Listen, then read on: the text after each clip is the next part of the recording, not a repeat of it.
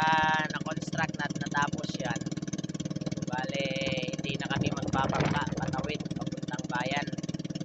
Magiging madali na yung transportasyon.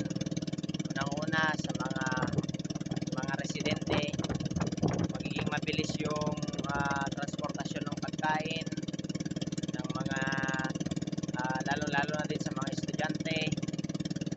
So magiging pabor para sa mga estudyante, malaking benepisyo sa mga negosyante, komersyal at industrial. So malilesen yung hours pagka galing ka ng Apari or galing ng Tugigaraw papunta ng Ilocos or papuntang Abulog, malilesen yung hours pag dito na po dadaan. At the same time, yung mga tao ay magkakaroon ng magandang benepisyo dahil makakatawid sila anytime